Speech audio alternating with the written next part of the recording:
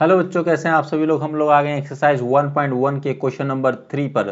Chapter है 1, नाम है real numbers, class 10th new CBSE book mathematics. Okay, question को हम लोग पढ़ेंगे जो कि हम लोग हमेशा करते हैं। क्वेश्चन को समझेंगे, देन क्वेश्चन को हम लोग करेंगे। इससे पहले कि जितने भी बच्चे भी वीडियो देख रहे हैं, कितने ऐसे बच्चे जिन्होंने इंट्रोडक्शन वीडियो को देखा है, क्वेश्चन नंबर 1 और 2 किया है और अब 3 पर वो आ रहे हैं, क्योंकि दिस इज द प्रोसेस। आपको शुरू से स्टार्ट करना चाहिए एंड स्टेप बाय स्टेप आगे बढ़ना चाहिए। इट्स ए गुड प्रोसेस और लर्निंग के लिए आपके लिए अच्छा है। ठीक है, डायरेक्ट जंप मत करना। ओके, चलिए आप लोग समझदार है, वैसा ही फॉलो करेंगे।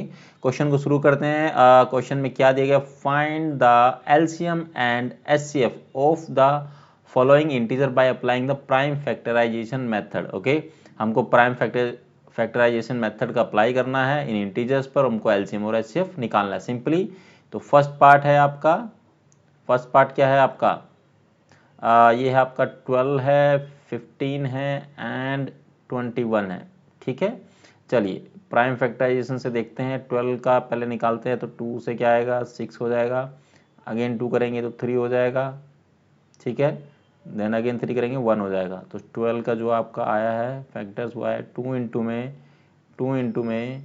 3, यही आया है। 15 का निकालेंगे, 15 का आपका आ जाएगा, ये हो जाएगा 3, 2 से जाएगा नहीं, 3 5 जा 15, देन 5 से जाएगा तो ये हो जाएगा 3 इंटू 5 हो जाएगा। ठीक है, देन 21 का करेंगे, 21 का भी निकाल लेते हैं। ये हो जाएगा आपका 3 से 3 जाएगा, 3 7 जा 21, फिर 7 1 जा 7। ओके, तो ये आपका कितना हो गया, 3 इंटू में 7। हमको निकालना क्या है, एचसीएफ निकालना है और एलसीएम निकालना है।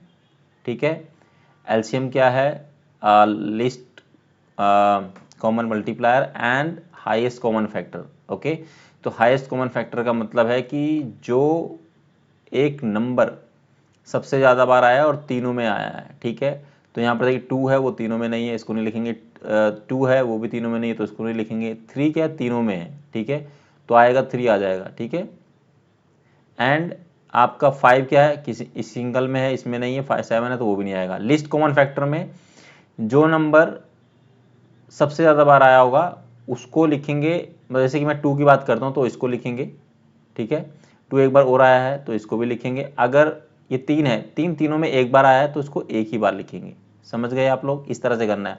जो नंबर जितनी बार आया होगा उसको उतनी बार लिख सकते हैं, बट तीनों में अगर कॉमन है, मतलब जैसे कि 2 बार आया है, ठीक है, भले ही यहीं पर आया है बट 2 बार आया, बाकी में नहीं है, तो 2 बार इसको यहाँ लिखेंगे। 3 जो है वो तीनों में कॉमन है, मतलब आया है। अगर ये 2 यहाँ पर होता, यहाँ पर होता, तो भी हम लोग इस तरह से लिखते।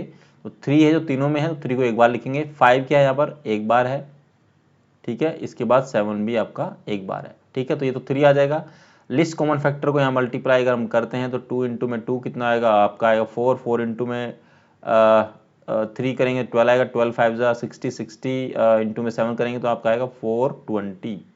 ठीक है, तो पहला आपका सोल्व हुआ। सेकंड का पार्ट निकालेंगे, 17 का निकालते हैं। चलिए 17 के फैक्टर क्या आएंगे, ओहो ये तो सिंपल हो जाएगा। तो ये तो 17 मतलब 17 से ही जाएगा, तो ये हो गया। यहाँ पर हम लोग सिंपली लिख लेते हैं, हमको पता है। तो ये आएगा 1 इंटू में 17, 23 किसी और टेबल से डिवाइड नहीं होता, तो ये 1 इंटू में 23। ठीक है, मतलब 7 इंटू 1 भी लिख सकते हैं आप, बोथ आर सेम। और 29 इज इक्वल टू 1 इंटू में 29। अब हमको निकालना क्या है, एलसीएम निकालना है और एचसीएफ निकालना है।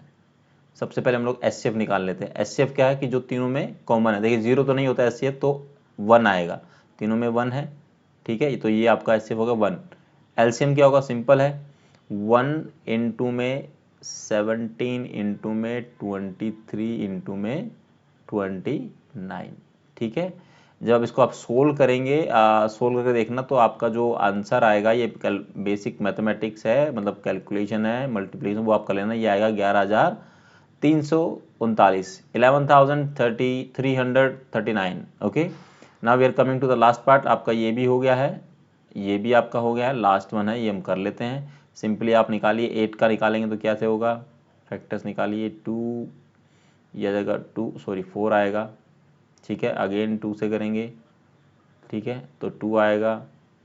अगेन फिर 2 से करेंगे तो 1 आएगा।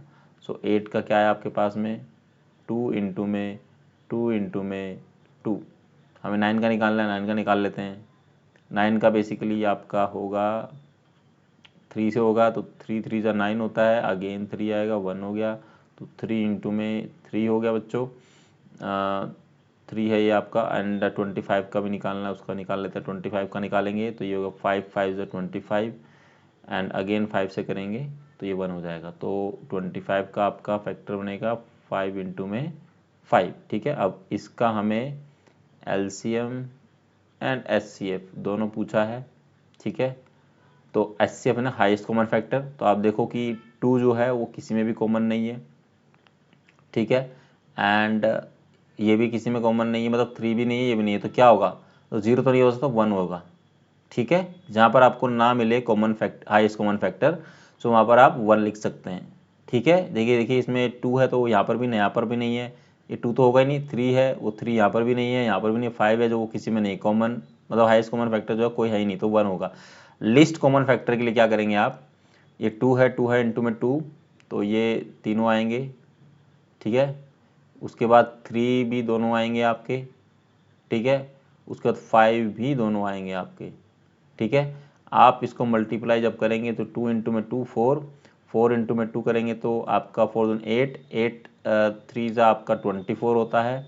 मतलब यहाँ पर अगर हम लोग सिंपली देखें तो ये आपका 8 हो जाएगा, ये इंटू में यहाँ से यहाँ तक करेंगे तो 9 हो जाएगा। मतलब अगर सिंपल करना है सो 9 8 72, 72 इंटू में आप करेंगे तो आपका 25 करेंगे तो ये आपका होगा नियरली 1800 के आसपास आएगा आपका, ठीक है।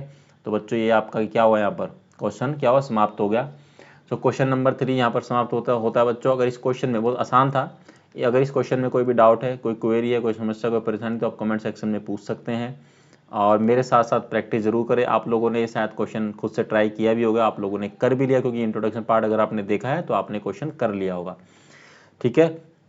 जो बच्चे चैनल पर पहली बार मेरी वीडियो को देख रहे हैं तो प्लीज़ चैनल को सब्सक्राइब करें, बेल आइकन को दोबारा ना भूलें, ताकि आपको फर्दर वीडियो मिलती रहे, ठीक है। और प्रैक्टिस मेरे साथ जरूर करते रहना।